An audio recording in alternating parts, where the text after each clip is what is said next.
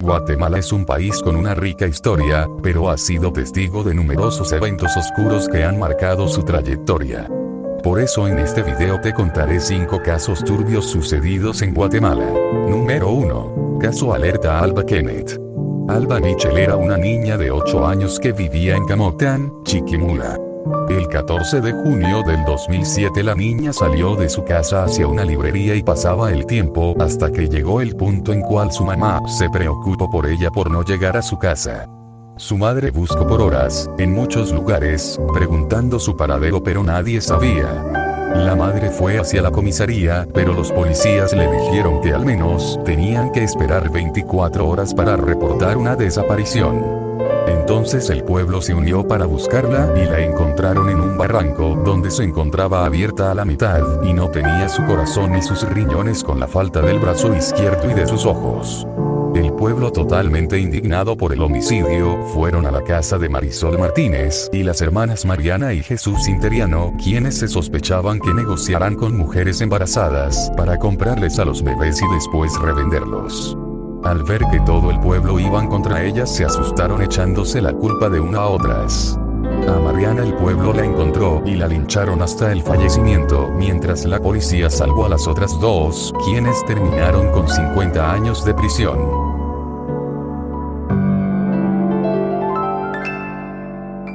Kenneth Alexis López era un niño de tan solo 4 años que vivía en Camoctán, Jalapa. El 16 de diciembre del 2009, salió a la casa de las vecinas a jugar con niños y después de 15 minutos llegó el papá de trabajar y preguntó por Kenneth. Entonces la mamá lo fue a buscar, pero las vecinas le dijeron que no lo habían visto y esto se les hizo raro y comenzaron a buscarlo en el pueblo y no lo encontraron. Entonces le pidieron permiso a las vecinas para entrar a buscarlo y no las dejaron. Entonces la vigilaron durante toda la noche y a la mañana siguiente fueron a la policía, pero les dijeron que como no habían pasado todavía 24 o 48 horas no podían hacer nada. Fue hasta 8 días después que la policía allanó la casa de Matilde López y Carla Morán, pero tristemente encontraron el cuerpo de Kenneth enterrado en la casa. La autopsia determinado que había fallecido el día que desapareció con un fuerte golpe en la cabeza con un tubo de hierro. En el juicio las 2 mujeres admitieron que una red de trata de personas les había pedido un niño quienes les iban a pagar 10,000 quetzales, pero que al ser descubiertas y para evitar que escucharan los llantos de niño decidieron quitarle la vida. Ambas fueron sentenciadas a 50 años de prisión y de pagar una multa de $500,000 de quetzales a la familia de Kenneth. En el 2010 las familias de Alba y de Kenneth junto con la Fundación de Sobrevivientes propusieron una iniciativa para crear una ley en que cuando se desapareciera un menor de edad se buscara inmediatamente por la policía y fue aprobada directamente y fue nombrada como Alerta Alba Kenneth. Los niños ahora son protegidos y cualquier desaparición los policías no tardarán en buscar. Número 2. Caso Cristina Siercavitza. Cristina Siercavitza era una mujer normal que cuidaba de sus hijos y que vivía en un lugar determinado para una clase económica mayor. El 5 de julio del 2011 Cristina hace una fiesta de cumpleaños para su hijo y es en esa misma fiesta que Cristina hace planes como por ejemplo ir a comer a la casa de sus padres y salir de viaje con sus amigos. El día siguiente fue un día normal para ella, incluso estaba en llamada con una amiga que cuenta que esa llamada fue cortada ya que Roberto, su esposo, había llegado y tenía que hacer de cenar. Al día siguiente, el jueves 7 de julio, Cristina salió a trotar a un parque a las 5 de la mañana y Roberto fue a dejar a sus 2 hijos al colegio como normalmente era. Como se había planeado el almuerzo, ya se está preparando en la casa de los padres de Cristina y cuando ya estaba hecha Cristina no llegaba a lo que llamaron a Roberto a preguntarle, pero él tampoco supo. La madre de Cristina reportó la alerta de desaparición ya que nadie sabía dónde estaba, ni la empleada doméstica ni los hijos de ella. La madre buscó en morgues, hospitales, etc. y cuando a Roberto le preguntaron los policías, él dijo una primera hipótesis, cuál es que probablemente a Cristina fue víctima de un secuestro narcotráfico, pero los días pasaban y no recibían ninguna llamada de recompensa por Cristina. Roberto contrató a un investigador profesional y trabajó junto a la policía para encontrar a Cristina, pero se hizo la hipótesis, decía, que Roberto tenía una amante quien era hija de un ente del narcotráfico, y cuando Cristina se enteró de esto la secuestraron como venganza cuando fue a trotar. Pero después de semanas encontraron rastros de sangre en el cuarto de Cristina, pero pocos visibles ya que habían hecho una limpieza bastante profunda. Es aquí cuando Petrona Say, la empleado doméstica, toma un rol importante ya que pidió protección para hablar, y cuando se la dieron ella dijo que en la noche anterior escuchó la pelea de la pareja y los gritos eran bastante fuertes, a la que ella fue al cuarto de los niños para que no escucharan nada, pero cuando las cosas se calmaron ella fue al cuarto de la pareja y encontró a Cristina muerta en el piso, y Roberto le dijo que limpiara la sangre y que no dijera nada. Ella fue encerrada en la casa de la mamá de Roberto para que no diga nada de lo sucedido, ya que la amenazaron de matarla a ella y a sus sobrinos. El hijo afirmó la pelea, pero sin embargo nada de lo sucedido después. Roberto desapareció con sus 2 hijos y no se encontró en Guatemala, y una jueza mandó a arrestar a Roberto, pero a la jueza la sacaron del caso gracias a los contactos que tenía la madre de Roberto, que era expresidenta de la Corte Suprema de Justicia. Pidió favores para que no lo arrestaran. Roberto se escapó 2 años y lo encontraron en noviembre del 2013 en Yucatán, México. Lo arrestaron con ayuda de policías de México y de Guatemala, encontrando también sus hijos, y los 3 se habían cambiado de nombres. Roberto ocultó su identidad con nombre de Carlos, pero cuando regresó a Guatemala arrestado fue un gran escándalo. Roberto casi nunca lo ponían enfrente de la corte, ya que su madre obstruyó para que no le hicieron nada. Los hijos de Cristina están con los padres de ella. Mientras tanto, Roberto murió en 2021 por efectos del COVID en la cárcel antes de ser condenado. El cuerpo de Cristina nunca fue encontrado. Una justicia que la familia de Cristina todavía quiere porque no se condenó al culpable ni se halla el cuerpo de la víctima, un caso que deja la corrupción de Guatemala en evidencia. Número 3. Alerta Isabel Claudina. María Isabel Veliz Franco era una adolescente de 15 años, estudiante de tercero básico, que durante las vacaciones trabajó en un almacén de la zona 1. En su trabajo conoció a Gustavo Adolfo Bolaños Acevedo, quien casi a diario compraba diferentes prendas donde trabaja María Isabel, y cuando salía la esperaba en un puesto de comida afuera de su trabajo donde Gustavo le hablaba de sexo a ella. Esto se lo contó a su madre, que a ella no le agradaba Gustavo. La mañana del 16 de diciembre del 2001 María Isabel salió de su casa a trabajar y su madre le llevó el almuerzo a ella y le contó que iba a salir con un amigo después del trabajo y que la dejaría en su casa.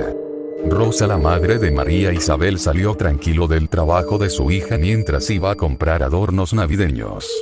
La madre cuenta que ya tenía presentimientos de algo malo. Llegaba la noche, pero María Isabel no llegaba a su casa, lo que puso alerta a toda su familia. Al día siguiente fue a poner la desaparición en la policía, pero le dijeron que tenía que esperar 72 horas para resolver el caso. El 18 de diciembre la policía recibió una llamada que indicaba la presencia de un cadáver en un terreno baldío en Ciudad San Cristóbal. Los policías fueron a ver, pero encontraron el cuerpo de María Isabel Veliz Franco en una bolsa de plástico llena de semen. La autopsia señaló que había sido atada de pies a cabeza con alambres de púas y con golpes en todo el cuerpo, señalando que había intentado defenderse. Le entregaron el cuerpo el 19 de diciembre a la madre y la enterraron el 20 de diciembre, y curiosamente Gustavo Adolfo Bolaños fue al funeral a darle el pésame a la madre. Después de 20 años, en el 2021, acusaron a Gustavo Adolfo Bolaños Acevedo por el asesinato de María Isabel con una pena de cárcel de 30 años. Es de aplaudir el esfuerzo de Rosa, la madre de María Isabel, que luchó hasta la condena. Ella fue asesinada de forma vil, como que hubiera sido una asesina. No lo era una niña, ni siquiera mujer como yo.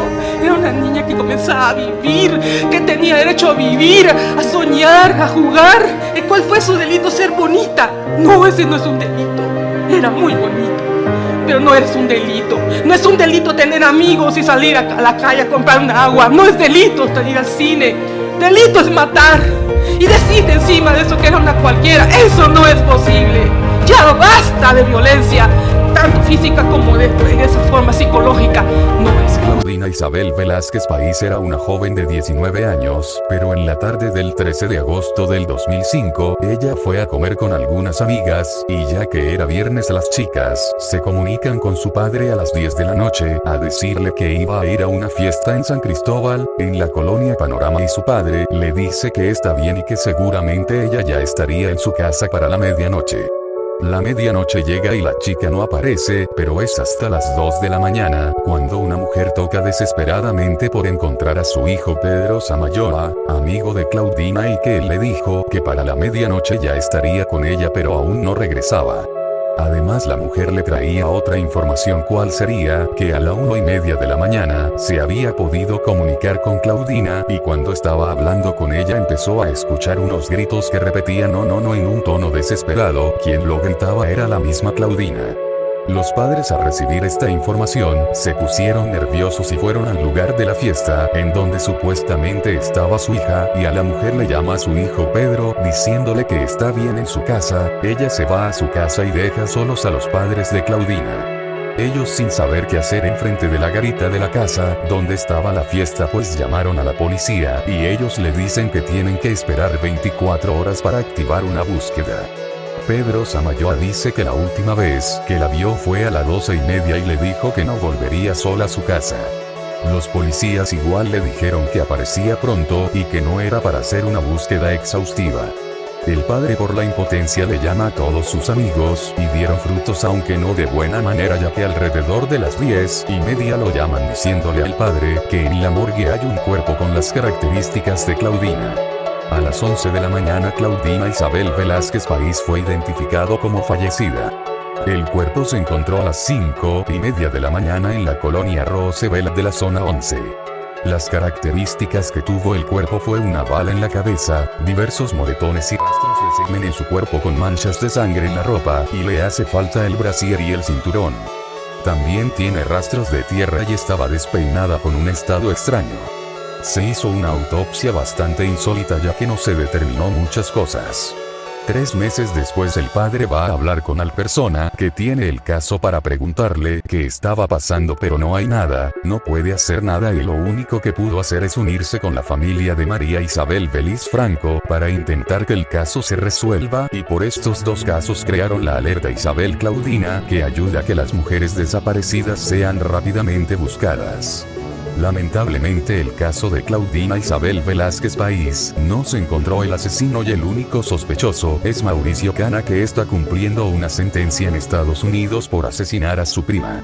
La familia de Claudina pide justicia todavía, ya que los dejó muy mal mentalmente. Por ejemplo, a su hermano tiene que tomar medicamentos por el trauma que le dejó el asesinato de su hermana. Tanto como el caso de Claudina Isabel y el de María Isabel son casos duros de leer o escuchar por la forma en la cual fueron asesinadas y violentadas, y por eso se creó la alerta Isabel Claudina. Por una pequeña desaparición de una mujer se buscará de inmediato.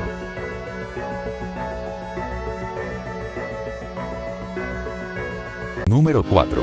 Caso Rosenberg. Rodrigo Rosenberg era un abogado famoso en Guatemala, pero él tuvo un inesperado problema. Rosenberg perdió a su novia, y la perdió porque al señor Khalil Musa lo mataron, y él llegó a la conclusión de que el gobierno de Álvaro Colom lo mataron.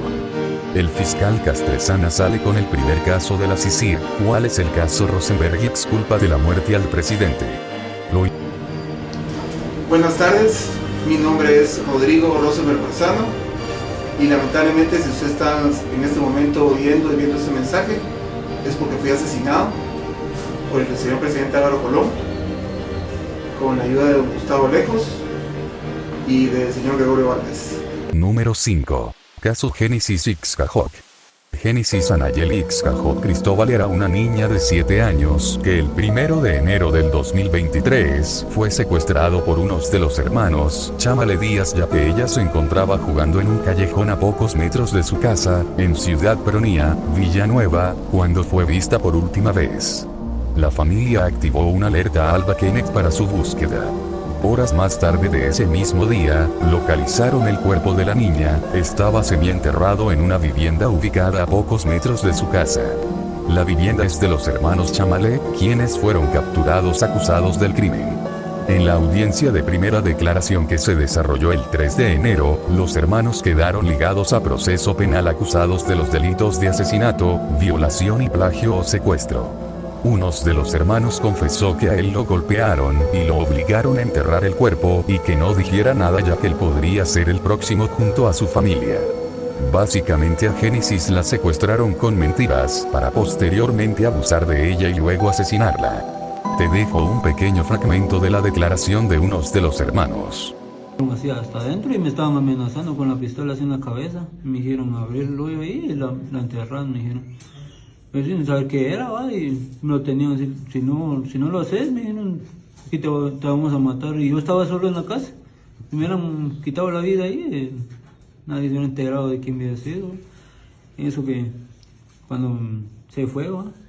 Se fue, el ratito fue cuando llegaron esos 4 tipos a solo ¿Y golpearme. qué hiciste? ¿Ellos te dejaron el cuerpo ahí? Sí, ahí lo dejaron. Y yo cuando... ¿En la sala, en tu cuarto, en dónde? Hasta el atrás de patio de mi casa. ¿Y qué hiciste? Y yo iba y yo medio lo enterré, y cuando yo ¿Cómo iba lo y... enterraste? ¿Qué hiciste con el cuerpo? Vaya, solo el costal metí así en el hoyo. ¿Y cómo abriste el hoyo? Con las manos, porque no ¿Escarbaste podía... con las manos? ¿Ah? En este video también se le acusó al padre de ser cómplice del propio asesinato de su hija, pero hasta la fecha al padre no le han hecho nada.